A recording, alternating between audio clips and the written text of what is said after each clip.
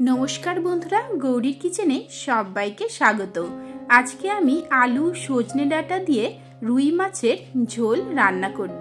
चलुन ताहले देरी ना करे चटपट करे देखे नेওয়া যাক आमी किभाबे रान्ना करी। एर जन्य प्रथमेই आमी 3টে आलू लम्बा आकारे केटे निয়েছি আর নিয়েছি সজনে ডাটা।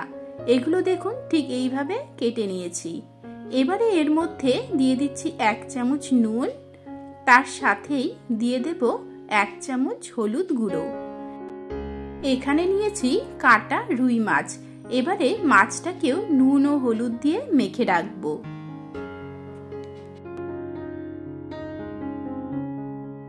এখন কড়াইয়ে প্রায় 4 চামচের মতো সরষের তেল দিয়ে দিলাম। তেলটাকে ভালোভাবে গরম করে নিয়ে গ্যাসের ফ্লেমটা মিডিয়ামে রাখবো। এখন একে একে মাছগুলো কড়াইয়ে ছেড়ে দিচ্ছি।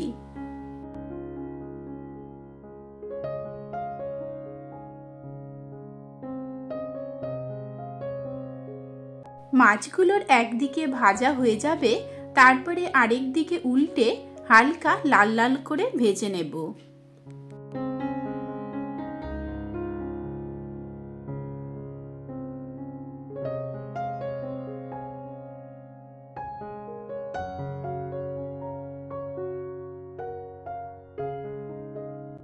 মাছগুলোর দুপাশেই দেখুন বেশ সুন্দর হালকা লাল লাল হয়ে এসেছে। এবারে আমি নামিয়ে নিচ্ছি।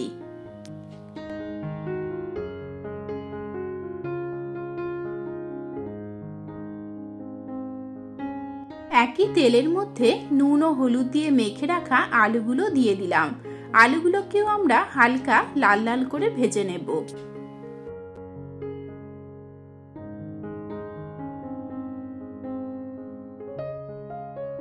আলু ভাজা হয়ে গিয়েছে, এবারে নামিয়ে নিচ্ছি।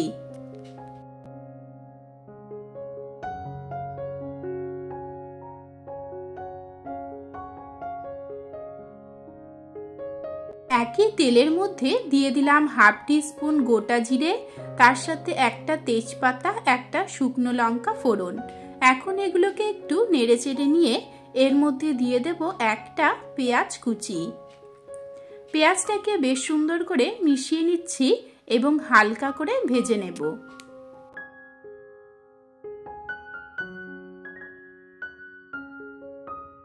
পেঁয়াজ ভাজা হয়ে গিয়েছে, এবারে আমরা এর মধ্যে দিয়ে দিচ্ছি 3-4টে চেরা কাঁচা লঙ্কা, তার সাথে 5-6টা থেতো করা রসুন এবং হাফ ইঞ্চি মতো আদা পেস্ট। এখন এগুলোকে বেশ সুন্দর করে নেড়েচেড়ে নিয়ে 2-3 মিনিটের জন্য ভেজে নেব, যাতে কাঁচা গন্ধটা না থাকে।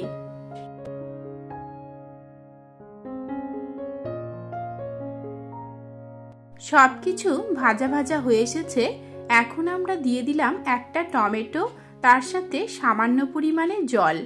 এই সময়ে জলটা দিয়ে দিলে পেঁয়াজ আদা রসুনটা বেশি ভাজা হয়ে যাবে না।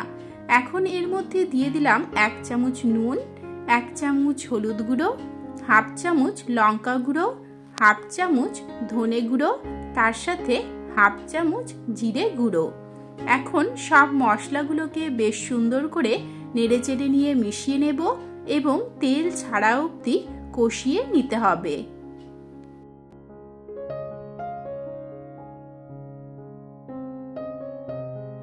মশলা থেকে তেল বেরোতে শুরু করে দিয়েছে, বেশ সুন্দর করে কষানো হয়ে গিয়েছে।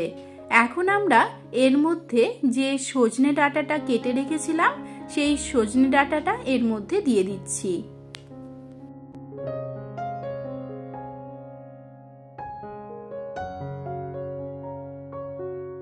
সজনে ডাঁটার সাথে মশলাগুলোকে 3-4 মিনিটের জন্য কষিয়ে নেব। এইভাবে কষিয়ে নিলে দেখবেন ডাঁটাটা বেশ খানিকটা সেদ্ধ হয়ে আসে।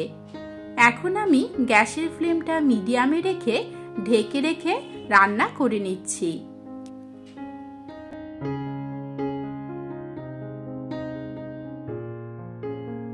ডাঁটা থেকে জল বেরোতে শুরু করে দিয়েছে। এখন একটু নেড়েচেড়ে নিয়ে মিশিয়ে নেব এবং আরও 2-3 মিনিটের জন্য কষিয়ে নিতে হবে।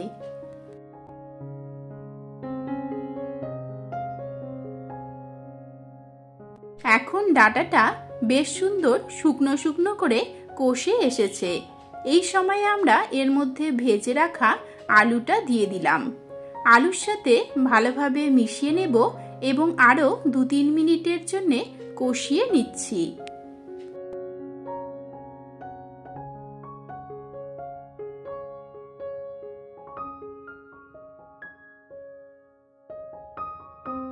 যখন দেখবেন এইরকম শুকনো শুকনো করে কষানো হয়ে গিয়েছে, তখন আমরা এর মধ্যে গ্রেভির জন্য দিয়ে দেব 2 গ্লাস গরম জল।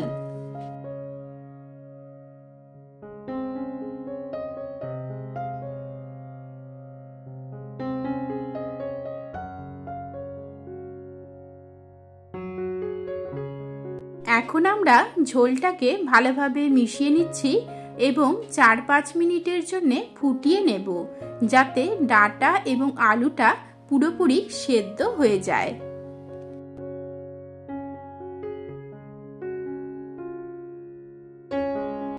ঝোলটা দেখুন ফুটে উঠেছে।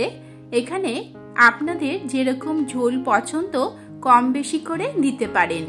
এখন এর মধ্যে ভেজে রাখা মাছটা দিয়ে দেব। মাছের সাথে একটু নেড়েচেড়ে নিয়ে আরও 4-5 মিনিটের জন্য ফুটিয়ে নিচ্ছি। তবে হ্যাঁ, এখানে নুন এবং ঝালটা অবশ্যই নিজেদের স্বাদ অনুযায়ী দেবেন।